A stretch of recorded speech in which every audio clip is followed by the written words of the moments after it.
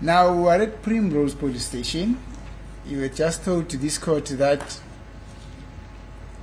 in the early hours of the morning, your thumbprints were taken, and then from there you got taken into the cells. Do you still remember?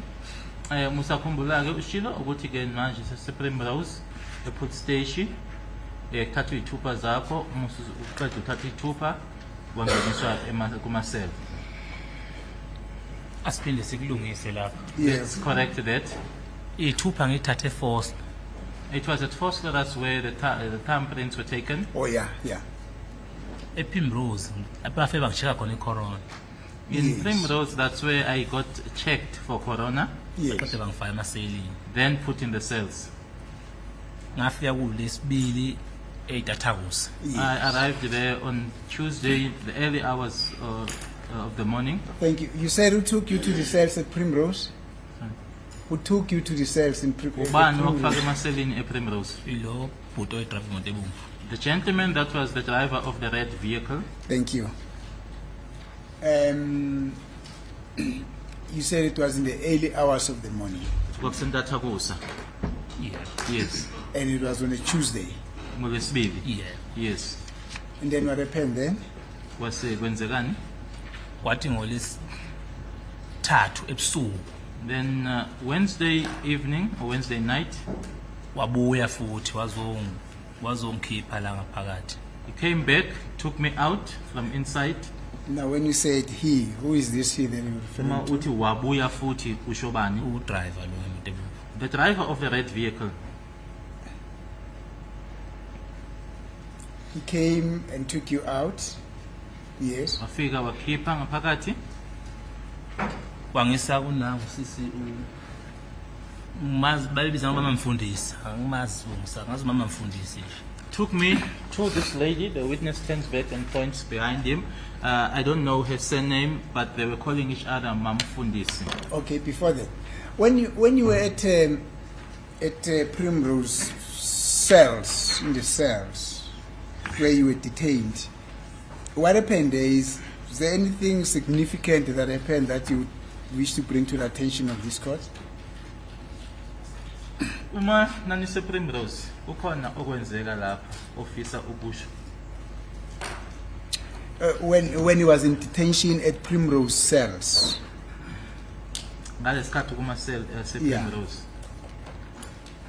Wafika laba babengethela ijezi ngacela ifoni komunye usisi lapha noyiphoyisa. I asked for the phone from one of the ladies there who was a police officer. Yes. Ngacela ukuthi bengilethele ijezi ngoba sengizwile kulo mfo wangicaphakathi wathi hayi la kusePrimrose eJimston ngase ngibafonela ngabatshena ngathi ngicela bengilethele ijezi ngiyagodola. I then made a request that they bring me a jersey because I found out from the person that I found there in the cells that were at Primrose in Jamestown. So I requested for the jersey because I said that it was cold. Yes. Bathi befika la bomhana bafika bangitshela ukuthi usugqoka ijezi futhi manje uthathe uswazi ubani usekwazi ukuthi usula wena manje la ukhona. And then when Muhane arrived, said to me, "Oh, so now you are wearing a jersey. So who knows now, or who is now aware that you are now here, or you are detained here?" Did they say you were wearing a jersey or a jean? A jersey. A jersey or a jean? Jersey. Or a jersey? Yeah. Oh, okay. Thank you. Then when are they saying that? Bakusho nini lokho? Bakusho kulesi nangabosho kumsombuluko. Wesibili ngisemaselini khona lapha.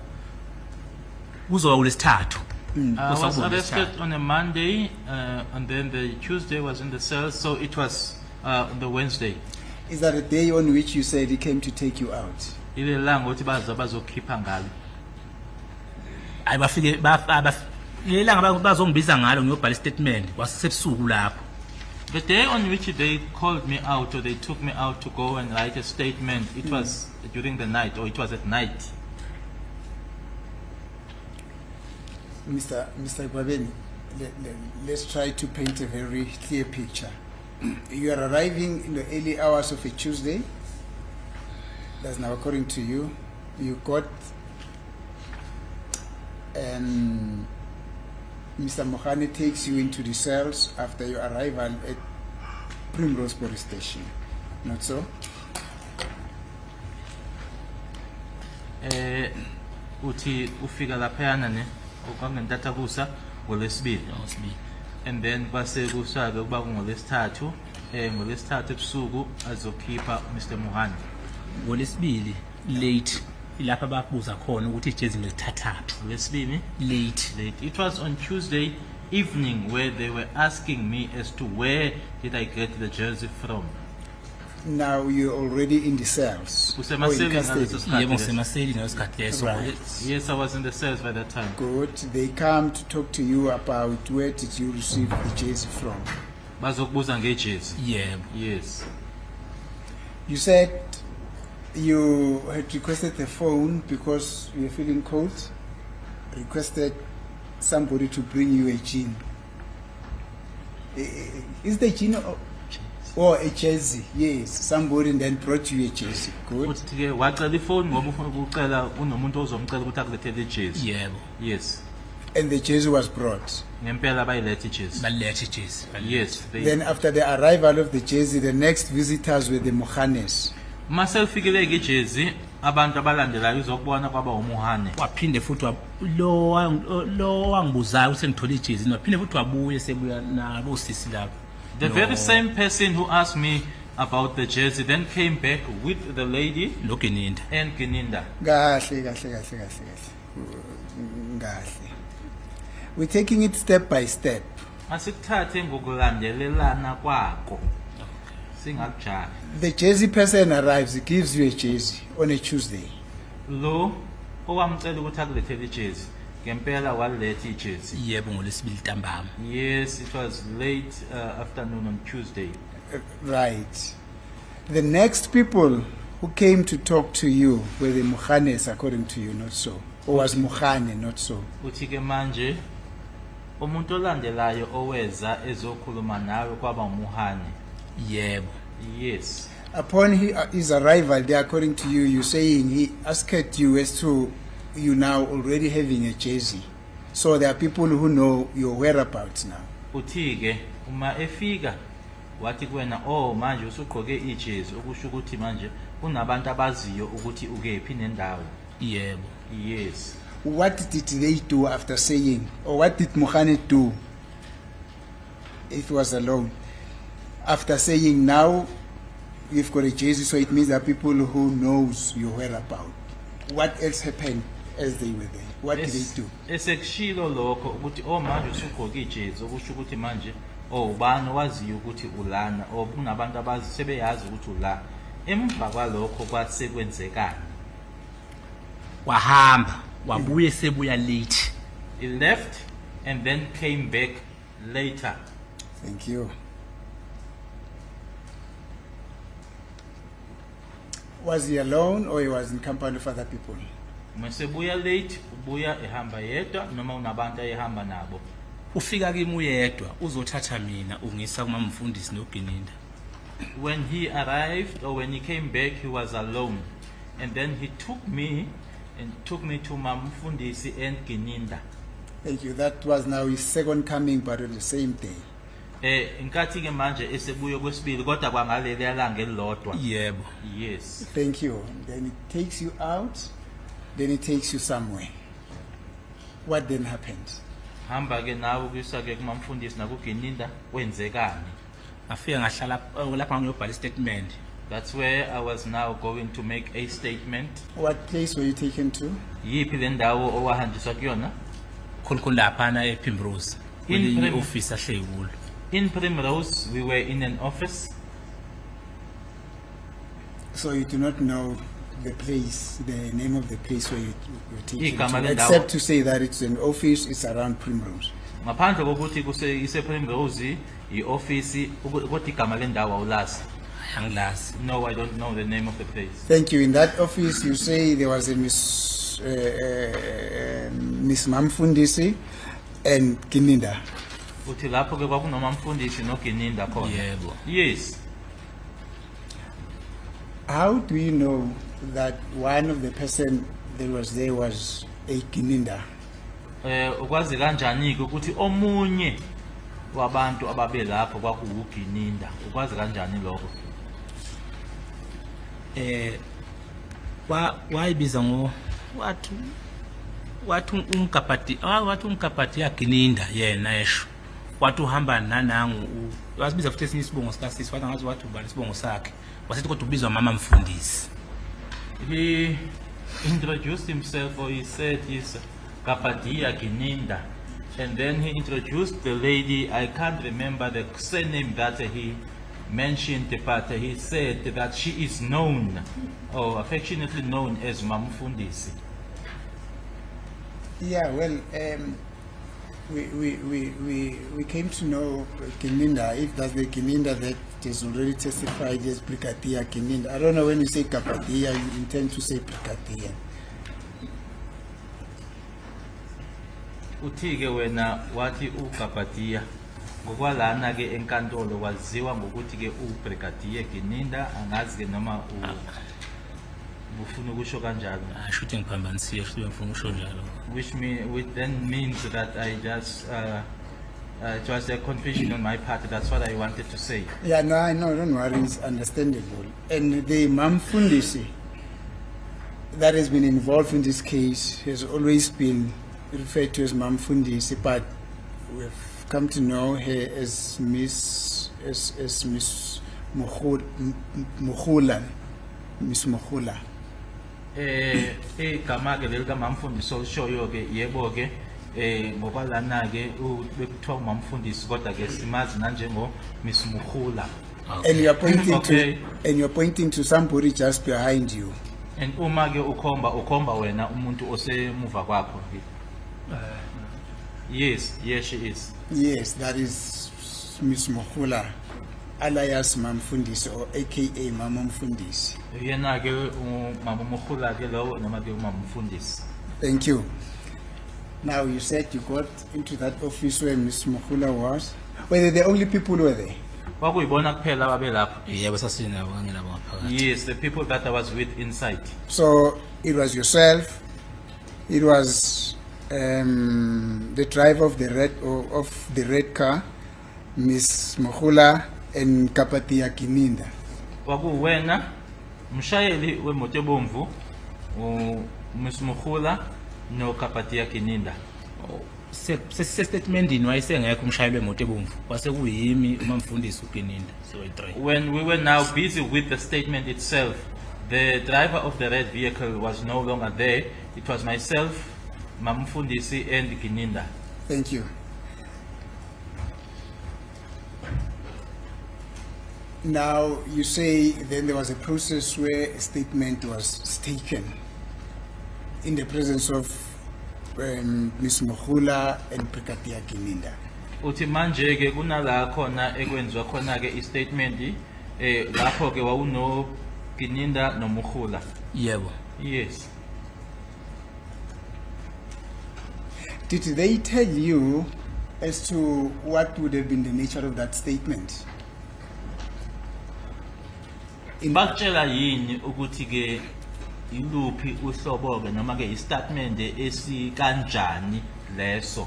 In other words, that you were taken there to make a statement as a witness or as a suspect? Asithi mhlasimpe ke ngabe bakutshela yini ukuthi ke wenza istatement usenza ufakazi noma wenza istatement umsolwa? Cha, ngoba ngangazi ukwazi statement esani sikanjani. No, because I was not even aware as to what the statement was for. Okay, tell us what happened before they introduced this idea that you had to give them a statement. What questions did they ask you as precursors to the making of the said statement? Ngaphambilini kokuthi ke kungenwe ke ndabeni noma dabeni ke lokuthi kubhalwe istatement imiphi ke imibuzo qala abakubuza yona ke ngaphambi kokuthi bangene kwisona istatement? More or less. Ngingasakhumbuli konke kodwa nje ngizochaza engikukhumbulayo ngoba angulibalanga. Yeah. Because I cannot remember everything, but I will mention that which I can still recall, I can still think of, because I haven't forgotten. Yes. Bafike bangitshela ukuthi nginamalungelo ami ngoba ngibushiwe nje. Banginika elinye iphepha kwakuthiwa kufanele ngilifunde, angaze ngilifunde, afika ngathatha ngalibeka lapha. They informed me that as an arrested person, I've got rights. They then gave me a document to read, which I never read. I just put it there. Now, who was leading the discussion or the process of talking? Who was doing the talking? Ubani ke angithi ushilo ukuthi nani bathathu lapho. Yebo. Ubani ke lo okwakuyena owaye hola ke leyo ngubo ke leyo yokukhuluma noma yokubuza imibuzo? Gininda. It was Gininda. Thank you. Then he speaks about rights, and then he gave you a paper to read, which you didn't read. Then what happened? Wakunika ke iphepha lelo awukazi ulifunde, kwenzekani? Angaze ngilifunde. Base bengitshela ukuthi la bazobhala istatement ngami. Ngabuza ukuthi mina kahle kwenze njani ngoba mina ayikho into engidiba nendaba zamabhola. Faith bowler, angidlali bhola. They then informed me that they were going to take a statement or write a statement about me. I then wanted to know about what, because I've got just nothing to do with things related to soccer or football. Yes. Yebo. Bathi mabeqeda lapho basebebuza ukuthi uyamkhumbula ni ugoalkeeper we-South Africa owayevimbele Africa goalkeeper. Ngathi mina ibhola ngibuki. From there they then asked me, do you remember the South African goalkeeper? I then said to them, but I don't even watch football. Base bengitshela ukuthi okuyongisiza ukuthi kube khona into engizoyibhala phansi ezokhulumeka ngoba umuzi ubhalile ngawe naka amaphepha wayebephethe umqulu phela lovulwa kwaso. They then said to me that it would be beneficial to you if there's something written down, because Muzi said something, or something is written which was said by Muzi about you. They then showed me a pile of documents. Yes. Yeah. Igama engabaphendula ngalaba lodwa. Ngathi nama ukuthi umuzi ubhale ngegama lami. Thathana kokubhala umuzi ngale nikubuyise lapha kimi. Ngoba mina ngiyathi ngizoyibhala ngaze ngiboshwa ayikho into engiyaziyo. I then said to them, or gave them just one word, that whatever it is that was written by Muzi about me, take it from wherever it is written and bring it over this side, because I know nothing. I've never ever been arrested. There's nothing that I know. Yes. Babhala basebethi egcinena ngifaka u-S la igcina bebhale khona. Ngabatshena ngathi mina ayikho into engizoyibhala, ayikho futhi engiyaziyo. Lokho ekubhalwe kuMuzi kubuyiseni kimi ngizokusayina ngaphansi ukuthi ubhale engumfowethu engazi ukuthi mina futhi khona into engiyazi noma khona into engayazi. Abathatha baphenya ngasayina ngapha ngathi nje S phela engawusayinayo. They then wrote down, and then I just signed or wrote an S, because I told them that I know nothing. Whatever it is that was written or said by Muzi about me, take it from where it is and bring it over this side. Maybe my brother just wrote something or said something about me, not knowing that I don't know anything. I then just signed or wrote that S. So in essence,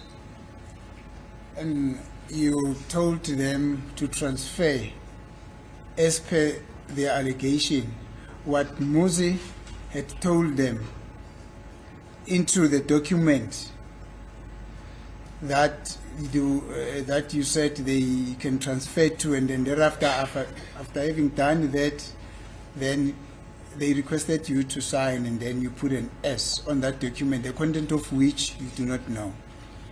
Uthi-ke wabatshela noma wathi nje kubona-ke lokho kushiwo uMuzi noma enithi nina kwashiwo uMuzi, uthatheni nikulethe ngapha, wase nje wena-ke ufaka loya S, ungazi-ke ukuthi kubhalweni lapha yana. Yebo. Yes. Now, why did you make such an arrangement?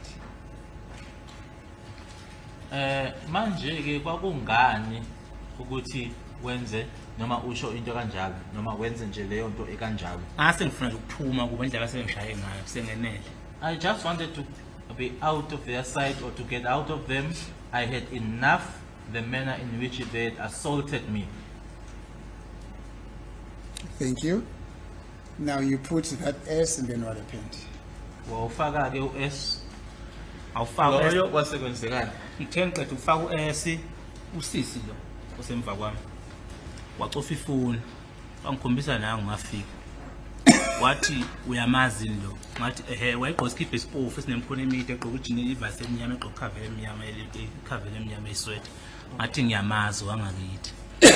Then the lady behind me, a witness again pointing behind him, took out a phone and pointed out, she showed me Mafika and asked me if I knew him. I said, yes, indeed, I know him. He's from back home. He was wearing a red t-shirt with long sleeves, a black jeans, as well as caveras. Yes. And then Sabe sesigcinana ke lapho. That was the end. Kwaqhubeka iminyaka. Ngaze ngaqhubeka ngikhuluma. Then I don't know whether I should proceed. And then years went by. sengakafika eminyakeni. We still there at that office. So what ultimately happened to you after the phone, after you, Ms. Muhula showed you a photo of a person that you identified as accused number 2 from the phone that she had. Then you said that was the end of the process that day. What then happened to you? Were you taken back to Primrose Police Station? Were you released or what happened?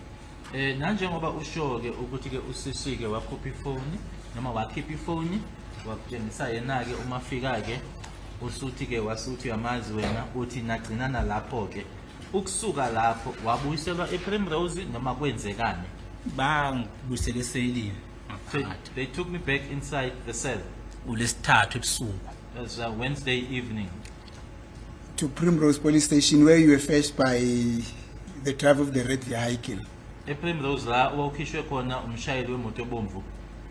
Wabuya ehle ngaphandle wabuya uzongithatha ngifaka ngaphakathi futhi emaselini. He was seated outside, so he came back, took me and placed me back in the cell. Okay, now you went back to the cells. What ultimately happened to you? Wabuyela ke emaselini kodwa kwagcina sekwenzekani ke ngawe? Washaya umsombuluko bafika bazongithatha. It was then a Monday, then they came to fetch me. Bezongilanda wayiyo le moto ebomvu i-double cab. It was the red vehicle, the double cab. Ngoba ezinye sadibana nazo endleleni zayingekho ePrimrose phakathi. Lezi zazingihlanga phakathi kwakuyizothi kwakuyi-double cab kuyilebomvu. Lezi ezinye ngathi sesiyongena epolice station eGoldsport zaqhama seqhamuka emva kwethu. The other cars we met along the way because they were not there at Primrose when I was fetched. It was only the red vehicle and the double cab. It was only when we were about to enter the police station at Goldsport when these other vehicles appeared from behind. Okay, Mr. Kwabeni. It is on a Tuesday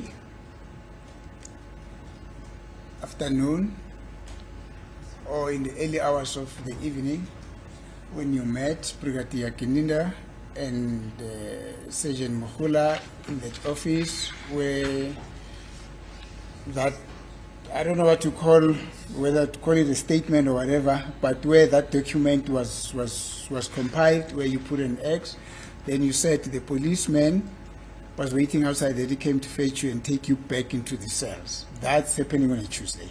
Uyasho ukuthi kwangolesibili uma kwenzeka lokhu la khona ke owaya khona kulelo office kwakuno Kininda khona noMuhula kwabhalwa ke lokhu kwabhalwa lapho kangazi noma ngithi statement noma yini mase qediwe ke uthi iphoyisa lahlezi ngaphandle leli elalizokuthatha la selibuya ke lakuthatha lakufaka emaselini. Nakho besiphazama khona. This is where we making the mistake. Yes. Ulesibili akusilona bafika ngabe bezongibhala statement. The Bafika Tuesday, ngolesithathu. The Tuesday Yes. was not the day on which they came for me to make the statement. It was on the Wednesday. Yes, on a Wednesday you're making that statement, but now after having made that statement, you then get taken back to the cells by the driver of the red vehicle. Kodwa-ke sekwenzekile lokho sesibhaliwe istatement leso, wafika umshayeli wemoto ebomvu wakuthatha wakubuyisela emaselini. yebo Yes. Right, now we are in the cells. What then happened next? Usemaselini-ke manje, kwase kwenzekani kokulandelayo, usemaselini manje. ngahlala kwasekuseni kwakuzoba lwesine I was there, and then the following day would have been a Thursday. Yes, bafika ngolwesine ekuseni They arrived on Thursday morning bazongithatha behamba ngemoto ebomvu ne-double cab to fetch me. They were traveling in the red vehicle and the double cab. who are these they? Bezo obani. lo wemoto ebomvu The one nale that- double cab The one of the red vehicle, yayidrayiva lo bhuti okuthiwa maphumulo the one of the red double cab. vehicle as well as the double cab. The double cab was driven by Mapumulo. Thank you. Now we know it is a Thursday morning. Not so? Siyazi-ke manje ukuthi kwangolwesine ekuseni. yebo Yes. Right. They come fetch you. Where did they take you to? Bakuthatha bakusa kuphi? bathi ngiyahamba ngiyobingelela e-police station yase-Vosloo eGoldsport They then said that I was being taken to the Goldsport police station in Vosloo. You made something about Bingelela. You said something about Bingelela. Ukhulume ngokubingelela. bathi ngiyobingelela bathi ngiye-court Okay. Ecourt noma police station?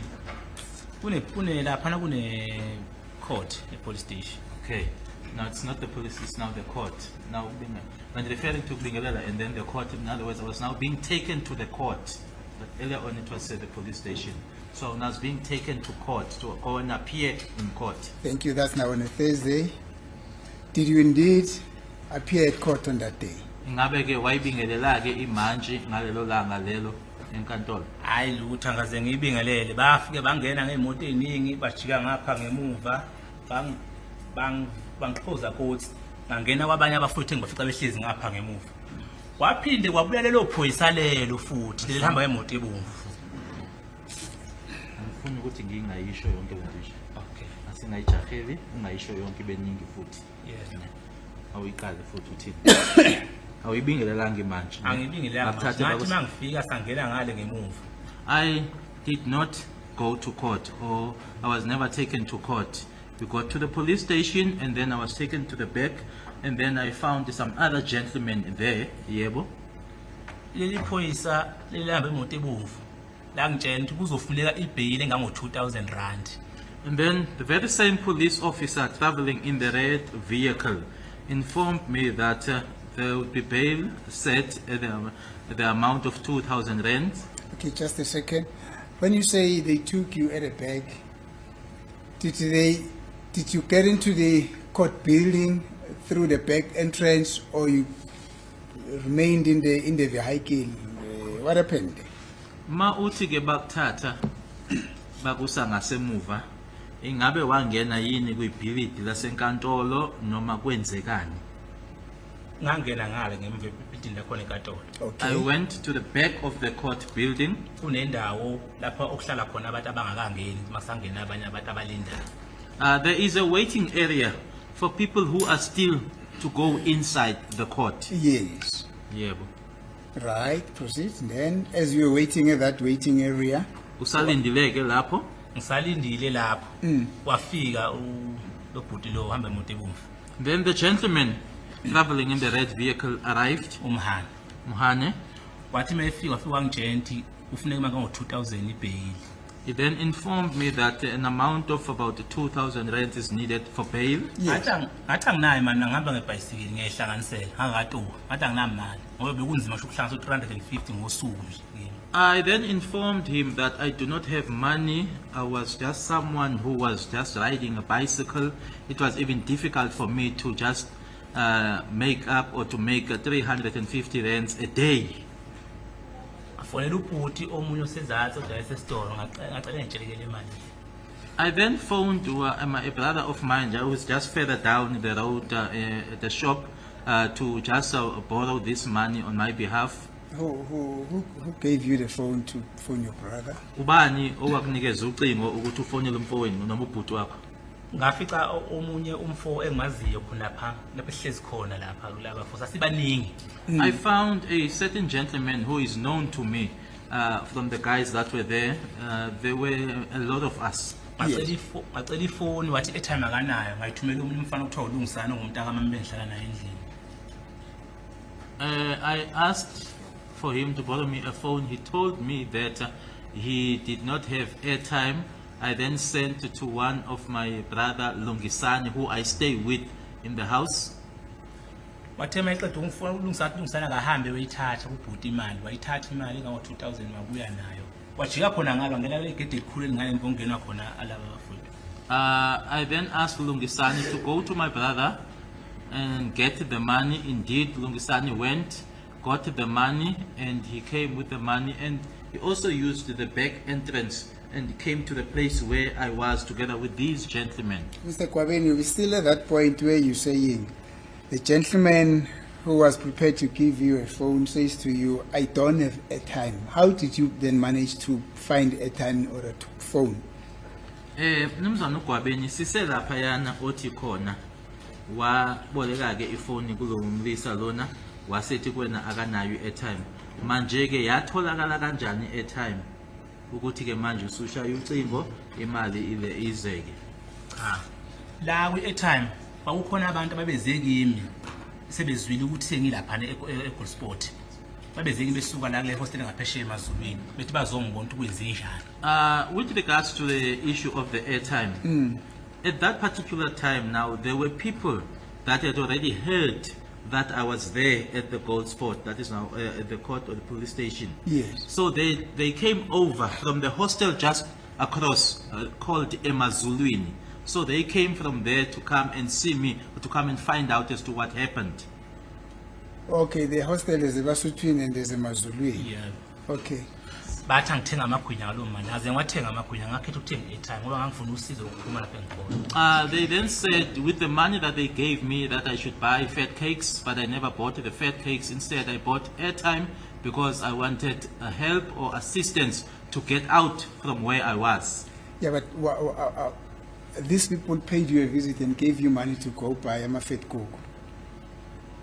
Labantu laba babebuya ehostel lena kuthiwa kuseMazulwini bakunikeza imali ababezokubona bakunikeza imali ukuthi uthenge amagwinya. Bathi ngithenga amagwinya bavela ngabathi ayithenga amagwinya udle kwakusekuseni. They said they gave me money, told me to buy fat cakes and said eat because it's still in the morning. So with that money, then you divide means in order to get an airtime. Wena ke owakwenzako ukuthi uthathe leyo mali uthenge airtime. Yeah. Yes. Because I wanted to get out. Is that the airtime that you used in the phone of the person who said, no, I can borrow you a phone and phone whoever you want to phone? Wase ke uthatha leyo airtime ke wayifaka kule phone yalo owakuboleka ifone. Yeah. Yes. Then who did you then phone? Wase uxhumana nobani? Waxhumana nobhuti osesitolo ngifonela. My brother who's at the shop, I contacted him. Who is his name? Ubani igama lakhe? Thengizwe Mabaso. Thengizwe Mabaso. Thengizwe Mabaso. Thank you. You called him, then you discussed with him to borrow you money. Wathi akuboleka imali? Ngathi angiboleka imali kango 2000. Yes, to the amount of 2,000 rands. And then what happened? Kwasekwenzekani? Wayehamba uLungisani wayithatha wanginika. Wahamba uLungisani wafika wayithatha wabuya nayo. Lungisani went there, got the money and gave it to me. So he found you still at that waiting area. uLungisani wathola usekuleya ndawo okwanani linde kuyona. Yebo. Yes. Thank you. He arrives with the money, he gives you the 2,000 rand, and then what happened? Wakunikeza ke imali leyo kwasekwenzekani? Wanginika imali wabuya futhi umhani weza kimi. He gave me the money and Muhane came back to me. Afike ngamnika lo 2,000 rand. I gave him that 2,000 rands. Wangikhipha ngaphuma ngahamba ngaze ngibingelele icourt. He then released me. I never went to court or I never appeared in court. kwaphela kanjalo kuze kube namhlanje. That was the end of it up until today. No, akuphelanga.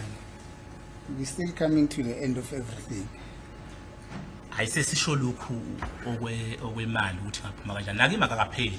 To me, it's also not the end, but I'm just referring to this issue of the money.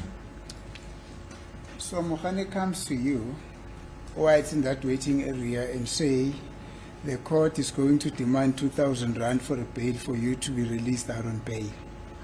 Muhane uza kuwena uyakutshela ukuthi ke inkantolo izodinga imali engango 2000 ukuthi ke udedelwe noma ukhishwe.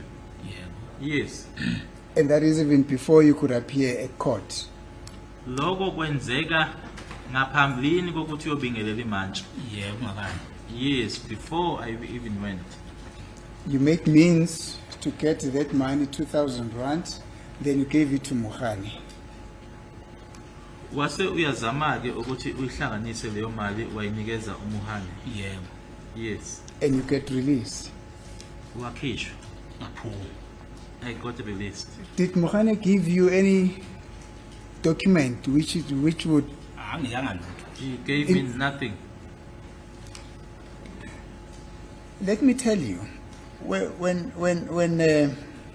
a person pays a bail, there is something that is normally referred to as a bail bond, like a bail receipt. So you never got that document. Ngokujwayelekile uma umuntu ekhokha imali leyo yebail kunepheshana ke okubizwa ngokuthi phecelezi ke ireceipt umuntu alitholayo uthi awukazi ulithole wena. Akaze ni. He never gave it to me. And what would also happen is that bail is fixed by the court unless it is a police bail. Okuvamise ukwenzeka ke ukuthi kuba yimantshi noma ke kuba inkantolo ke eye ikunikezeke noma isho ukuthi ke imalini ibail yakho ngaphandle kokuthi ke iloko kubizwa ngokuthi ke ipolice bail. But even so, when you pay a police bail, you are entitled to a receipt. Kodwa ke noma kuyiyona ke leyo ke oyithola emaphoyiseni ibail kodwa ke kufanele ukuthi nje bekhona ukutholayo ireceipt. Akaze ngithole lutho. No, I never received anything. So Mohane took the 2,000 rand. Yeah. Yes. Now, when they took you to court, were you at any stage appraised of the charges that you would go and face at court? Uma besebekusake khona enkantolo ingaba bakutshela yini ukuthi wapi amacala owathweswayo? Akaze esho. They never mentioned it.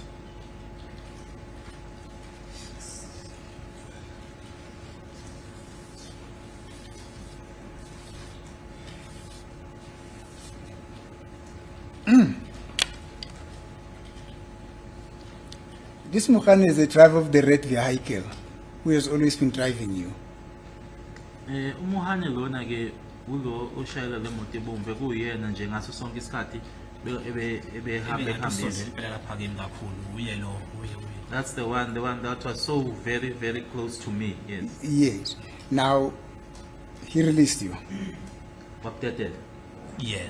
Yes. Where did he go to? Wayapi. Ngahamba ngaya hostel endlini. I went home to the hostel. Now, remember you told to this court that your first encounter with the police there by at the municipal area, you sustained an injury, a horrible injury on your left arm, not so? Uzokhumbula ukuthi ushilo ukuthi lapha yana kwamasipala walimala ke angithi inkantolo itshengisileke lapho. Yes. What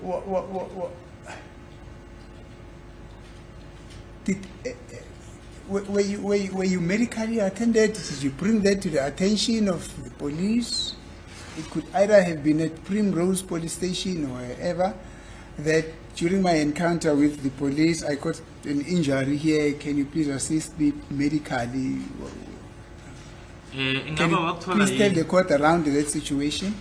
Ingaba wakuthola yini ukuthi ke ulashweke kuloko kulimala lokho noma ke mhlasimbe utshela amaphoyisa khona lapha yana e-police station lase-Primrose ukuthi ke ngilimele lana bengicela ukuthi nginakekelwe noma ngilashwe. Engizokhuluma nje nkosikazi lokuqonda ngoba into engikhulumayo angicabangi into esekhanda lami engiyaziyo. What I'm going to say, and it's not something that I'm thinking, it's something that is in my head and something that I know. Exactly, Mr. Kwabeni. That is exactly what the court wants a witness to do. Speak that which you experienced, things that happened to you. That is exactly what this court is expecting from you. Yiloko ke impela inkantolo ekulindele kuwena ukuthi ke usho lokho kwenzeka kuwena. Ngathi mangikhuluma ngithi ngilimele ngicela ukuhamba ngeclinic noma ngephi. Waphendula lona leli phoyisa leli lihamba imoto ebomvu. Lathi awusiye ngale mbinqiza yakhe egcwele emzimbeni wena. Ngathi ngiyakhuluma wathi lokuthiwa ukuthelezi aphopho shelo sibopha thina into sibopha abantu. Wait, we you know how it works here, no? We know that you're eager to tell out your story. That is understandable, and we respect that. You'll never be stopped from telling your story, but there's a sequence in which your story gets told here at court. Do you understand? Siyazi ke ukuthi unale ntshisakalo yokuthi ke ukusho ke lokho ofisa ukuthi ukusho angeke kuvinjwe ukuthi ke ungakusho lokho ufuna ukusho kodwa ke kunendlela ke ekufanele ukuthi ke ukwenze ngayo lokho. Now you speak up to a certain point very briefly, it gets interpreted. You speak, it gets interpreted. Those are the rules of engagements here at court. Uyakhuluma umeke bese kuyahunyushwa ke lokho kushoyo uphinde ukhulume ume hayi nje into ende kodwa ukhulume nje kafishane ume utolikwe lokho kushoyo. And do we understand each other there, Mr. Kwabeni? Angazi noma siyazwana yini. Yes. Yes. Yeah, because if you say one thing that is very long, some of these things in the process we are unable to understand or to hear them and to capture them, so they get lost in the process. You understand, and to find that those are the juicy ones. Ngoba ke uma uzosho into ke manje ube use uyayisho ibandeke kuzothi kona konke ke lokho ke manje kube nala sibamba khona kube nala esingakubambiye khona ke noma ke ungazwakali ke mhlawumbe kodwa ukuthi ilena ke kanye futhi ke efunekayo ke noma ke futhi esingathi nje iyona enomsoco ke edingekayo kodwa ke kutholakala ukuthi nje ukhona la engatholakala noma engabambeki khona. Do you understand, Mr. Kwabeni? Kezwakala mnjani uGwabeni? Yes. Yes, I understand. Please, let's try to do that. You're saying you want to tell this court the truth of what happened to you when you were reporting about your injury on your left arm. Uthi ke usatshela lenkantolo ke ukuthi ubusa uma ngabe ubusa wawusewubika ke ukuthi ke ulimeleke la kwena ke esandleni lesi sasekunxele. Yes. Yebo. Yebo, ungaqala You can proceed. Asiqale futhi lapho. Ngabatshena ukuthi ngilimele ngifuna ukuhamba ngeclinic. I informed them that I was injured. I wanted to go to the clinic. Wathi umhane angimiyeka le minqiza yami la kwasekubambele lijezi la lapha engihlubuke khona ukubona kuba ngathi kuphihlikile nje kuso kwasekubambele lijezi linamathele esilondeni. Then Mohane said that I should just leave him out with this stickiness of mine, because now the jersey was now, in other words, it was it was stuck. In other words, as you were moving it, it was on the wound itself, so it stuck to the wound or to the injury. The wool of the jersey now stuck there. Yeah. Yes. Yes. Ngathi ayi ongcono ngivele ngihambe ngiyosho epolice station phela manje ngilimele manje. Bathiwa ayikho ipolice station obeka ukuthi yithi esibopha abantu. Ngeke siboshwe iphoyisa thina. Ngeke siboshwe iphoyisa. Iphoyisa leli gqoke uniform manje. Bathi bona kaboshwe iphoyisa. Oh, okay. I then said it would then be better for me to go and report this to the police station. They then said, no, there is no police station that would arrest us. We are not being arrested, or we don't get arrested by police officers that are wearing uniform. We are the ones that arrest people. Who's saying that? Ubani osho lokho? Thelisi. Buthelezi. Is the Buthelezi that you described how he looks like earlier on? Umbuthelezi lo ubukhulume ngaye ngaphambilini. Yes. Okay, right, and then what happened? Yebo. Asuka lapho ngavele ngayeka ngahamba ngayendle. Ngaze ngahamba ngaya kudokotela okuthiwa uSiphama la ngase Egypt garage ngozofika. Spa. Siphama. Yeah. I then just left it at that, and then I went home, and then I went to consult or to see a doctor who's around an engine garage there called Spama. Okay, just before we get to Dr. Sipama, when did you, when did you request that medical attention from Mohane that you should be assisted with being taken to the clinic? Kwakunini ngesikhathi ucela ke kuyena ke Mohane ukuthi ke ucela ukuya eclinic ngoba ke ulimele. Ngawulesine siya le court. It was on Thursday when we were going to the court.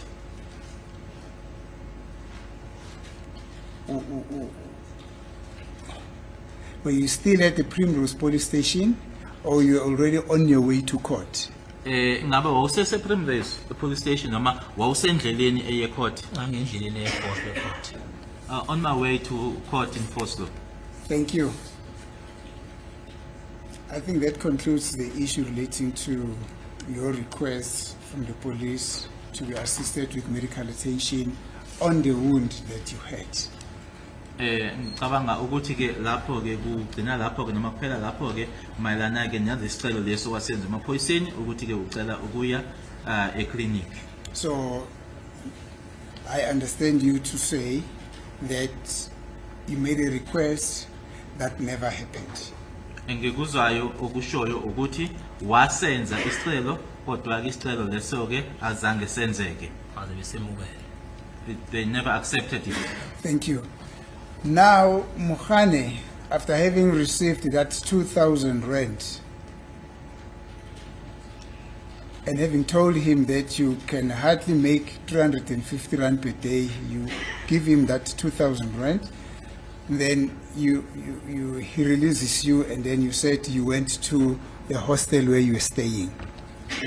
Uyasho ke ukuthi ke usumtshelile uMohane ukuthi wena ke kunzima nje nokuhlanganiswa u350 ngelanga kodwa ke egcineni wasuya uthola ke u2000 wamnika u2000 uMohane waseyadedela wahamba.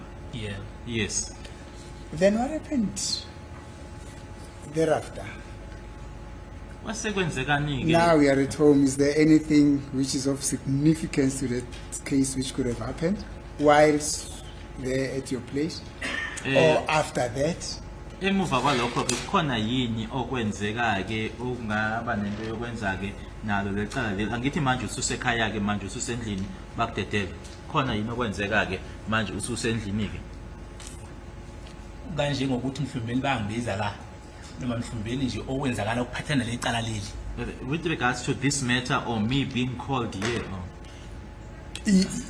Yes, subsequent to look, you've just been released by Mohane after you had been interrogated about Senzo, not Senzo. You said about the goalkeeper of Africa, and then you said, "No, me, I don't watch soccer. I don't even know that song." You understand? Now, ultimately, Mohane releases you. Did Mohane then come back, or Gininda or Miss Mohola come back to you in pursuance of that which they were interrogating you about? Angithi manje ushilo ukuthi ke wakhishwa Mohane wakusa kulela office leliyana owathola kulona ke umama kanye naye ke uGinindi kwakhulunywa ke lapha yana kwabhalwa phansi wabeka uS umbekayo ke useyadedelwa ke manje wahamba waya ekhaya manje ke ususekhaya ingaba uMohane uGininda umuhula beza yini kwena ke ususekhaya ke manje belandelela lokho okwakwenzekile noma lokho okwakubhalwe phansi mayelana nalo icala leli? cha abezanga bafona ngashiya amafoni ami kuye umhani. No, they did not come personally. They contacted me telephonically. I left my contact details with Muhane. Yes. Ngicabanga ukuthi wase ku 2022 qala. I think at first, I think it was in 2022. Yes. We listening? Yebo. Bangifonela bathi ngizofuneka ecourt. They contacted me and told me that I would be needed in court. Who contacted you? Ubani ke wakufonela? Umhani. Muhane. Okay. Before you proceed, June 2020, there was a lapse of about from June 2020, they don't contact you, they don't come back to you, they don't come and tell you about the reasons why you got arrested. The next time that they contact you, it's now in 2022. Yeah. Yes.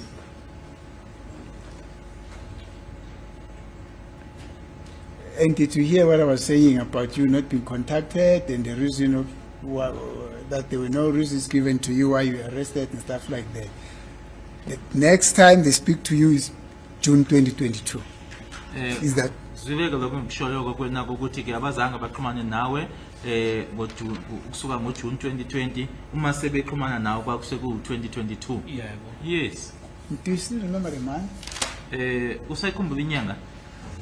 Ngisayikhumbula inyanga 2022 ngoba ngaze ngabuya kabili. Lesibili inyanga yakho ngiyikhumbula kuAugust ngizoshadwa ngoSeptember mina. I cannot remember the month in 2022, but all I know is that I came twice, but the second month or the second occasion it was in August because I was going to get married in September. Thank you. You said who called you in 2022? Uthi ke ubani wakufonela ngo2022? Muhane. Yes. Why was he calling you? Isizathu sokuthi akufonele? Wangitshela nje ukuthi ngiyafuneka ecourt. He only informed me or told me that I am needed in court. Yes. Umbuza ngambuza wona ngabuza ukuthi kwenze njani kahle kahle bangantshenta angihlangana zonke into zolezi angazani nakhipha mina angazani nalutho. I then said or asked him what really happened because I told you guys that I know nothing about this. I know nothing about the goalkeeper. Yes. Hayi ngabemukela ngavele ngathi ake ngihambe mhlumbeni kwesinye isikhathi khonto ezokwenzakala ake ngihambe ngiye kubo. I then accepted it. I then said maybe something can happen or maybe something might happen. Let me go to them. Yes. Umuntu owangihlangabezayo owazongithatha eforce behamba ngeBM DF ngayibamba nje namaphila khona ngathi ifoni yami ikhona ngayishutha ngayibeka iDF wokundu umdlangasho bantu baba umlawuzi owangilanda le force. The person that fetched me in Forslow, he was traveling in a BMW. I even took a picture of it, a DF. I have it on my phone. It was Mulawudzi. Yes. Akabonanga ukuthi imoto siyayishutha kodwa sayishutha because bahlala eBP garage. He wasn't aware or he didn't see that we took a picture or a photo of the vehicle because he fetched us at the BP garage. Sasuka seza khona la ePitori. We came to Pretoria. You came to Pretoria with Mr. Mulawudzi. Yebo. Yes. Qhubeka. Proceed. Yes, we listening. Ngafika amalapha ngaphandle lapha officeini lana obaba abathula abadala. I then stood outside in the offices of the two elderly gentlemen, the witness pointing towards the state. Ngangena ngaphakathi ngafica security emnyango.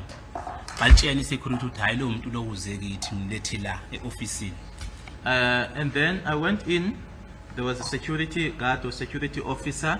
They then informed the security that no, this person is coming to us. Bring him up to bring him to our office. Thank you. Just a second.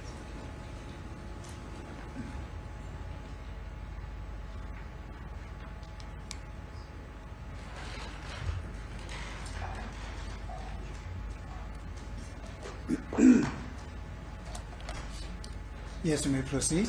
Yeah. Kwathiwa ngingaqale ngene angimi. I was told not to come in at first. I should wait. Okay, I understand you to mean that you are now in the offices of the Director of Public Prosecution, North Gauteng. That place is where my colleagues are working. That's the name of the place, DPP Pretoria. In short. Ngiyakuzwa ke manje kuloko kusho ukuthi wawusemahhovisi ke abeshushisi la ePitoli. Yebo. Yes. Security says, no, wait a bit. We will tell you when to get in. Not so? Ukuthi ama security la athi kuwena yima sokutshela ukuthi ungene nini. Cha, uyo ubaba wathi owawamisayo. Amsekuthi angithatha la emnyango. Yeah. Engisa eofisini lakhe. No, it's not the security officers. The security officers took me from the entrance to his office. Okay. Sorry,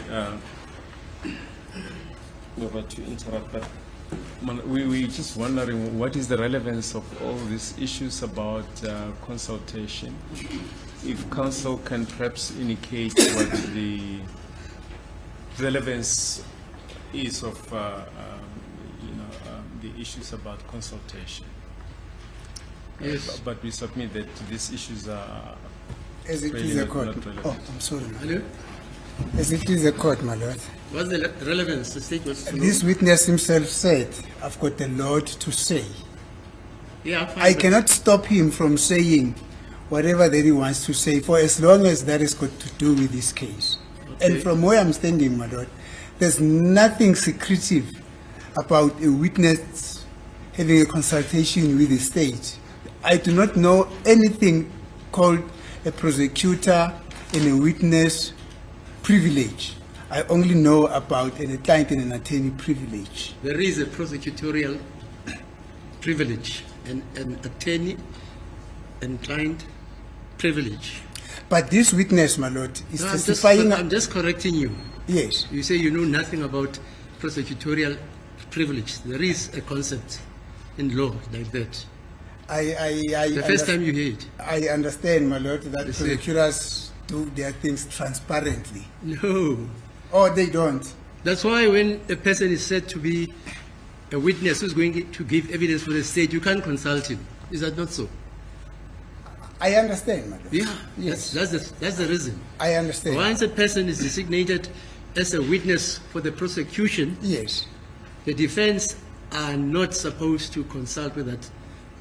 In rare cases, Yes, ma'am. they may approach a court for an exigency, which is lawfully possible. But generally, you can't. Yes, my lord. Yebo. But That's in the this- law. let's bring it home, my lord. This witness said, I've got a lot to say. Yeah, it's fine. Yes, my lord. He's not a lawyer. Yes. He's got a lot to say. Yes. Fine. Yes. And remember the court earlier on, this witness said that he attended to the offices of my two colleagues here. Yes. And then I said to him, no, we'll come to that, my lord. In any event, if the court finds that which he has said, that it is irrelevant, then it will have to I be- haven't made a decision. I asked him. You want to lead this witness? You said yes. Yes, my lord. Yeah, we've been listening to the witness. Yes. Now, Mr.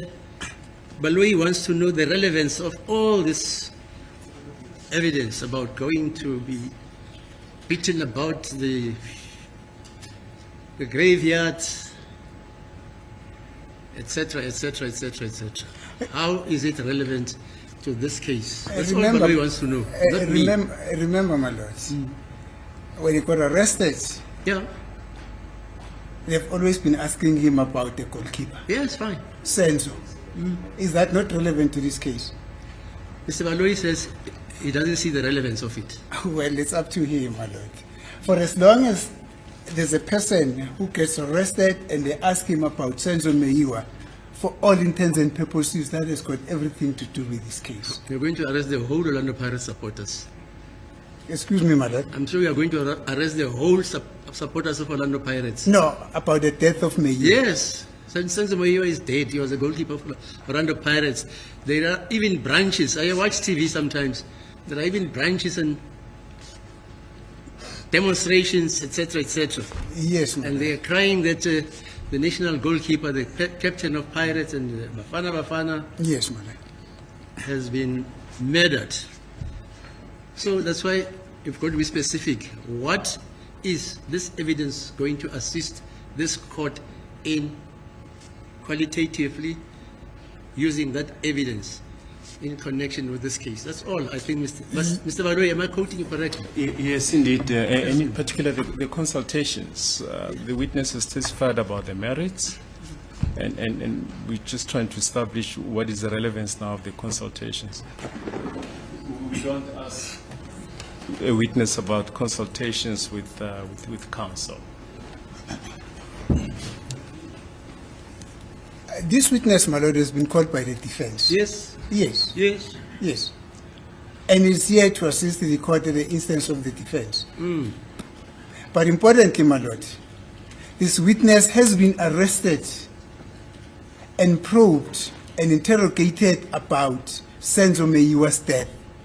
Yes. This witness was beaten. The other witnesses who came and told to this court, the accused one has got into the box and told to this court about the treatment that he received at the instance of the police, of the investigating Yes, team in yes. this case. But there's a world of difference between accused number one and Mr. Zungu here. Accused number one has been charged. Mr. Zungu here has not been charged. That's the first difference. You want me to tell you others? Let me, I'm not done, my lord. Oh, yeah, okay, fine. Yes. The methodology of interrogation is going to be the center of our argument, my lord. Fine. Thank you. Without which, my lord, then it means I'm being constrained. You must never accuse me of anything I don't do. No, I've got I'm saying, my 56 lord. years experience. Yes, my lord. Yeah, well. I'm saying, my lord, without me leading this I witness can never pertinently. constrain, no, just listen. I can never constrain counsel or a witness who wants to say whatever he wants to say. It's not me. It's Mr. Baloy who asks the question.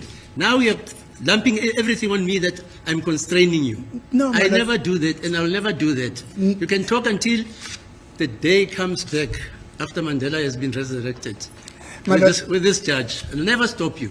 With due respect, my lord, Yeah. I never said that the court is constraining me. Who's constraining you then?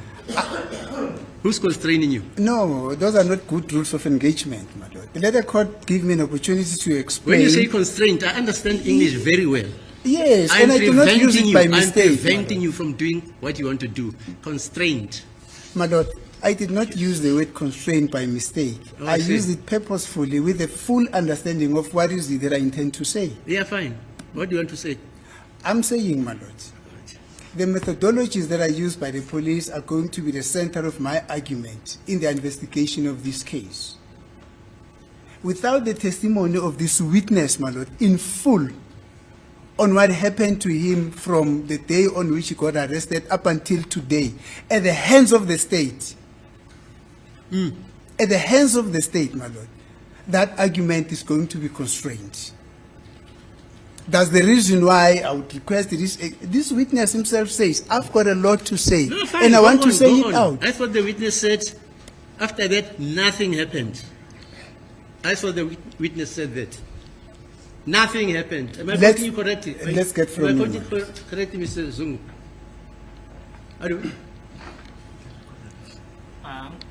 angivumelekile phela ukuphendula ukuthi mawubuza ukuthi Yes. awuchaze ukuthi Okay. Can the court just repeat the question, sir? my lord? He says, after the 2,000 rands was taken, Yes. he left. It was quiet. He gave them his telephone number.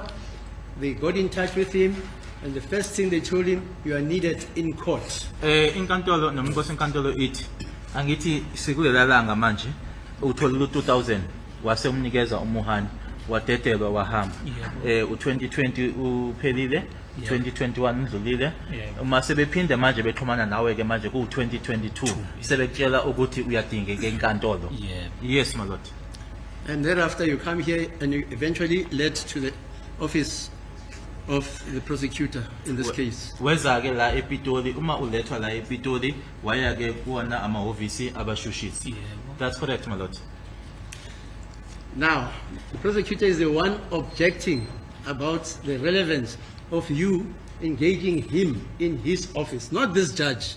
Manje ke inkantolo ekugculisayo ke ukuthi uma sekufinyelela lapho ke kube umshushisi osukumayo othi ke manje usefuna ukwazi ke kuyena ummeli ukuthi manje ke sekusemqoka ngani ke ngoba ke uthi ukhulumile ngecala leli noma okwenzeka ke ukuthi kwenzekani noma yipi inkulumo eyenzeka lapha yana umshushisi ubuza kummeli inkantolo iyakwazisa nje ukuthi kwenzekani umshushisi ubuza kummeli ukuthi manje sekusemqoka ngani lokho akusiyona umehluleli ovimbayo kodwa umshushisi othi manje icala lona yebo kukhulunyiwe ngalo ukuthi kwenzekani kodwa manje uze wathi umshushisi futhi ke okwenzeka phakathi kommeli naloyo amele uma bekhulumisana eceleni umshushisi akanalo ilungelo noma akavumelekile ukuthi ke athi kuloyo muntu isho ukuthi wawukhulumani manje ke uthi umehluleli yilapho inkinga yomshushisi ikhona ukuthi okwakhulunywa emahhovisi sekubaluleke ngani ke manje la. But to refer to you, you say you have a lot to tell the court. Is that not so? Kodwa ke wena ngaphambilini ushilo wathi uningi ofuna ukusho angithi. Yebo ngishilo. Yes, I said so, my lord. Yeah, maybe you may tell the court that. Thank you. But my lord, in addition to that, the court will recall that in the cross-examination of Baba Zungu the senior, the court, in trying to refute certain allegation, is the one that dropped the issue of him having consulted with the state. They asked Mr. Zungu, did the prosecution consult with you? Then Mr. Zungu said no. Yeah, he denies being consulted. Yes. But your client doesn't deny being consulted. That's the Exactly, my difference. lord. Exactly. Yes, It is that's on the- that analogy that the consultation between the state and the witness then becomes imperative. If that is, No, no, yeah, the if con- that is relevant to the case. No, no, it's relevant. I will tell you why. Yes, The witness comes here and denies having been consulted. yes. This court is not going to stop this witness telling the court why or the circumstances of his being consulted went away, or they were probably also consulted. Thank But you, madam. here's a witness, Mr. Zungu Senior. He says he never made a statement to Ginanda. Yes. Never made a statement. Yes. He was beaten up in some ramshackle house with no roofs. Never made a statement. That's his evidence. Yes, my lord. But Now, the court, if Mr. Baloyi wants to prove that he was consulted, he's at liberty to do that. as it is the court, my lord, but the court has already made a ruling that this witness might proceed. Yes, yes, yes. Thank you. Thank you. 2022, you're at the offices of the DPP, what happened? Siku 2024 ke manje usemahhovisi abashushisi kwenzekani. Ngifike lapha mangifika ngithathwe yi-security ningise ofisini lakhe uBabaloyi. I arrived there. The security then took me to Mr. Baloy's office. Kunendawo yokuthi nje inespace ene-TV evalwe ngebhodi engaka lapha ya. There is a spacious area there with a TV that is covered with a board over there. Ngifike ngihlala lapho kuthiwa khona abantu abasekhona ngaphakathi ngosuku lokuqala ngifika khona. On the very first day that I arrived there, I was made to sit there because I was told that there were people that were there or that were inside. Ngihlale ke ngilinde beze bephume laba bantu laba. I sat there and waited up until those people came out. Mayephuma lo muntu lo ngimbone ukuthi ubani ephuma eminyango kaBabaloyi ephuma kanje mina ngihlezi la eminyango ngifuna ukubona umuntu engemlindile ukuthi ubani onozimlindile ukuthi ephume mase ngena mina. Then the person came out. I was then able to see the person that came out because I was sort of seated on the side, and then the person came out of the door because I wanted to clearly see who was the person that I was waiting for in order for me to go in. Yes. Uphume uConstable Zungu phakathi eofisini kaBabaloyi nenye intombazane bebhekile. And then the person that came out of Mr. Baloy's office was Constable Zungu and another lady, and they came out and went the other way. Yes. ngingene engibuzwa abaloyi ukuthi ngiyaphilana. I went in, and then Mr. Baloyi asked about how I was doing. Ngimtshela ukuthi ngiyaphila mase buza ukuthi kahle engitshela ukuthi kahle kahle kufuna uyahamba uyongena ecourt wena. I then said to him that I was okay, and then he informed me that actually you were supposed to be going to court. Ngimtshela ukuthi ukuyongena ecourt anginankinga nakho.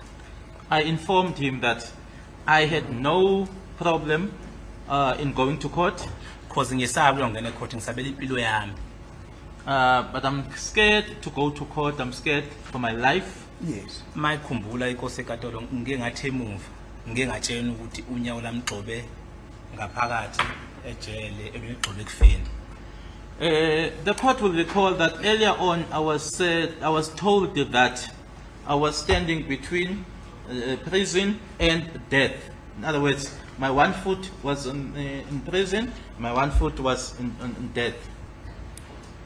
May you again remind the court in what under what circumstances that was said and you said it? Uma ungakhumbuza inkantolo ukuthi lokho uma kushiwo bekushiwo ngaphansi kwasiphi isimo ngaphansi kwaziphi izimo And who said it? nokuthi kwakushiwo ubani. Kwakusho uGininda esho cause kwistatement ukuthi estatementini sikaMuzi masifundwa yonke into ngiyayazi. It was said by Gininda, and he said that referring to Moses' statement, that if Moses' statement is to be read out or was to be read out, according to that statement, I knew everything. Okay. Masifika la ngaphakathi ke ubaba umshushisi ephethe statement akathi sabhalwa yimi. And then when we got inside there, the prosecutor was in possession of a statement which was alleged, or which he alleged that it was written by myself. Yes. Engifundele baba umshushisi statement. The state then read the statement to me. Sorry, can I interfere? Was this the judge who was presiding? Or was it another judge who was not as handsome as me? Inkantolo noma inkosi enkantolo ufuna ukwazike ukuthi ke ngaleso sikhathi lo sokwenzeka lento ikhulumayo umehluleli kwakuyena lo umbonayo uhlezi phambi kwakho manje noma kwakungasiyena ke okuke ngalehle Hayi kwakuse umuntu umfundo hayi. It was the other elderly gentleman. Yes, of course. Yeah, so it wasn't me presiding. Yes, but we're talking about You say the I'm handsome. Excuse me, mother. You say I'm handsome, it wasn't me.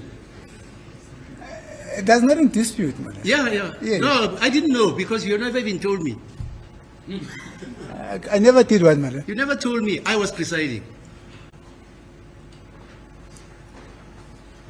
No, but this has got nothing to do who's presiding or is It not has presiding. a lot to do because Rata Mokoteng was not a judge. I only became a judge in this case the 17th of July 2023. What date were you here in court? Kwakunini mawula wena? Kwaku 2022. It was in 2022. Yes, I was still mother. on holiday. Yes, mother, but he does not. No, fine. There's not a quarrel with Mr. Kwabeni, Zongo. There's no yes. quarrel with you. Yes. I was just saying it wasn't me who was presiding. That's all.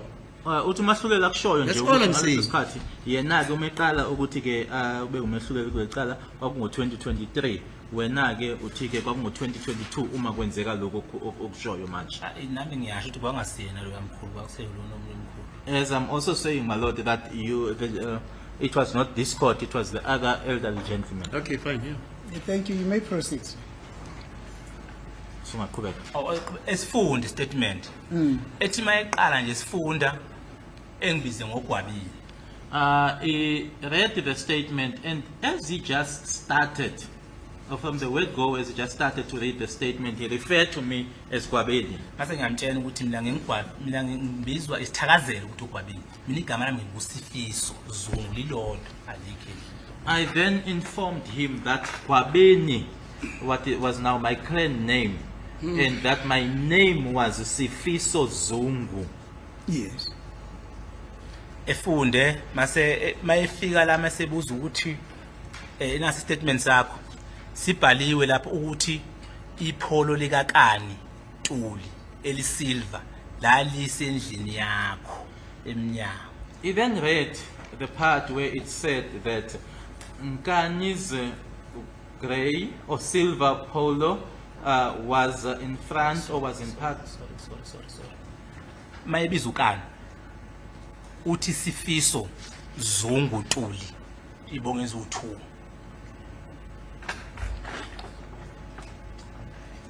Just study it afresh. Ngabongilindile ngaqeda ukungathi Study it ngabongilindile afresh. ngoba manje uyangididisa ngabongilindile ngaqeda futhi kube sazama ukuthi lento ishilo.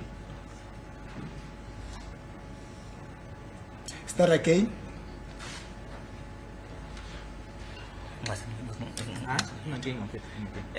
Uthena bayifundele wathi ipholo elisilver elika Sifiso kani Zungu Ntuli. When he read that line, he said, Sifiso Nkani Zungu Ntuli's silver polo.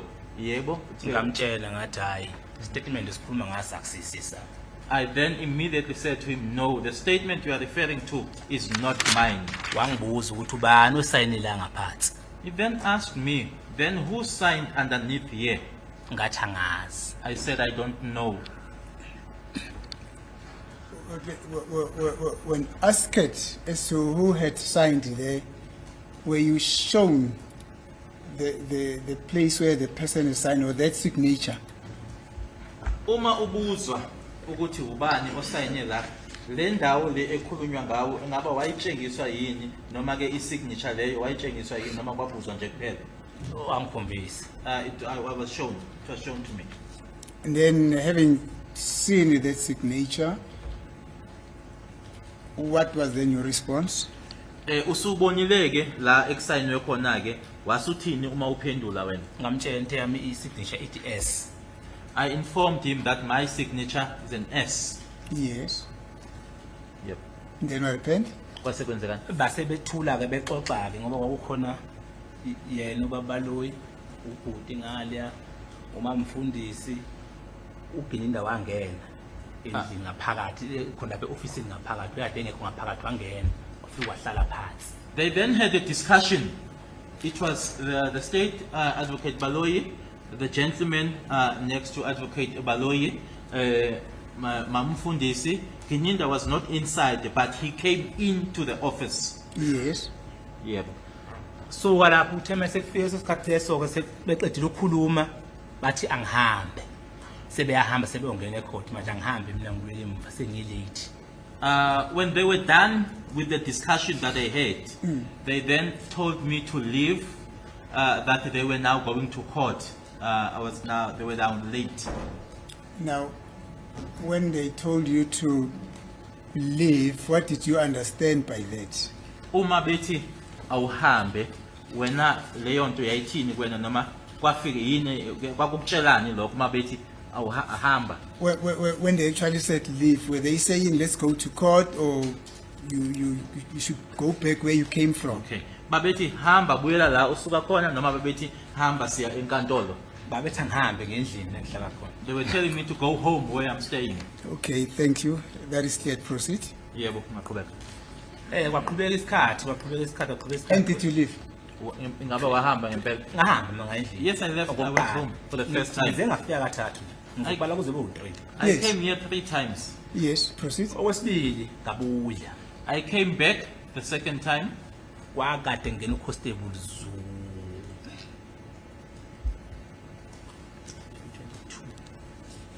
I wanga u2022 August bayakangena uConstable Zulu. Ngabuya ngathi mangibuya ngangilandwe uye futhi ulo ubhuti lo Mlauzi. It was now in 2022, but it was before Constable Zungu came in or came to testify. It was in August, and again I was fetched by Mlauzi. Lapho engathi mangibuya khona ngabatshela ukuthi niyangiphazamisa kahle kahle lokhu ningifaka emaceleni engangene kuwe ngibekelela imali ngifuna ukushada. When they fetched me, I informed them, I told them that actually you are disturbing me, getting me into matters or court cases that I am not involved in or I know nothing about, because I'm actually now saving money with the intention of getting married. Now, this who that you're referring to, who are they? The people that you said they're wasting your time because you were preparing for your marriage. Manje ke Who are laba othi wabatshela ke ukuthi kahle kahle niyangiphazamisa obani usho obani Ubaba umshushisi. the state. they? Okay, proceed. Yebo maqhubeka. Bangitshela ukuthi egcineni kodwa kuyofuna ugcina ufikile uzofunda lesi statement lesi ngoba sikhomba ukuthi nguwena owasibhalayo istatement lesi ukuthi nasi sibhalwe igama lakho phezulu. They then informed me that eventually you will have to come and read this statement because it indicates that you are the one who wrote it and your name is written on top here. Thank you. Basifunda ngosuku lesibili lapho engihamba boza khona ukuthi mawuyukuthi mina ngibhala istatement ngafaka umafika la ku statement ufike kwabosha umuzi qala uthe kubosha umuzi kwabanjwa mina umafika ngakaboshwa mina sengibhala Okay, wena? Yebo. mina sengibhala statement kanjani ngomafika umafika eboshwe emva kwami. Okay. The statement was then read out. The statement then also read or included Mafika as having been arrested. But as the statement was read, it mentioned that Muzi had been arrested and then I was arrested. And then how is it then possible that I included Mafika in this statement? Because Mafika, according to the statement, was arrested after me. Yes. August lo. That was in August. Ngaphinde bangixosha. Again, they chased me away. Ngaphinde ngabuyela emve force. I then Wathi went, umshushisi angihambe ngiyoshada. Ngicabange kahle ngibuyisa ingqondo. I then went back to Foslo. The prosecutor then said to me that let me go and get married and then recollect my mind and think properly. Yes. Ngahamba ngabuyela emuva. I then went back. Ngahamba ngaye ekhaya. I went home Okwesithathu the third time. angeke ngisakhuluma ngase ngishadiwe kodwa khona ngase ngishadiwe okwesithathu ngifika la. The third time when I came here, I was already married. Bangifonela futhi bangitshela ukuthi ngiyabizwa ecourt. They contacted me again and informed me that I was called in court. Who contacted you? Ufonelwa ubani? Ngifonelwa uye ulo wemoto ebomvu. The very same gentleman of the red vehicle, Mohan. Muhane. Umhana. Hayi umhana, umlawutsi. Not Muhane, Lo Ngandala. Mulawuzi. The one who fetched me, Mulawuzi. Lona bengilanda le. The one who fetched me there in Foslo. Okay. Engifonela ethi mayengifonela ngiyibamba ifoni engitshela ukuthi ngizothathwa umuntu osuke eHickleback uzokwendlule ngithathe Foslo ezinami la eKatolo. Ngathi uyangibambezela ngifuna ukuza vele lo Katolo ngikhathele uConstable ngongipenda ngamagama enqambela amanga lapha ecourt. When Mulawuzi contacted me, Yes. he informed me that I was going to be picked up by someone who was coming from Heidelberg. Yes. The person was going to pick me up in Foslo and bring me to court. I then said that person is delaying me. Indeed, I want to go to that court. I'm sick and tired of Constable Zungu who's telling lies about me. Yes. Wayethi ngizokwendlula ngithathe uDlamini angikhohlwa ngasosibongo leso ngoba sikhona ngapha emakhaya. Wathi ngizokwendlula uthathe uDlamini lapho egarage. He informed me that the person that was going to pick me up was Dlamini. I cannot forget that surname because that's a very familiar surname back home. He said Dlamini will pick you up at the garage. Ngahlala kwaze washaya past 8 abonda kusiza ngacela omunye umuntu ohamba ngemoto kwakuyi-Ethos iBY wangithatha wangiletha la ngangigqoka amatress udamnyama mhlumbeni abanye bakhona abantu bangibona ngangigqoka amatress udamnyama ngafika ngama lapha ya ngase office labo eminyango ngoba ngangakazi lapho ukuthi ngakuphi indawo. I waited there up until after 8, and then I saw that this was delaying me. I then asked someone who was traveling in an Etios to bring me. I came here, I was wearing black tracksuits. Yes.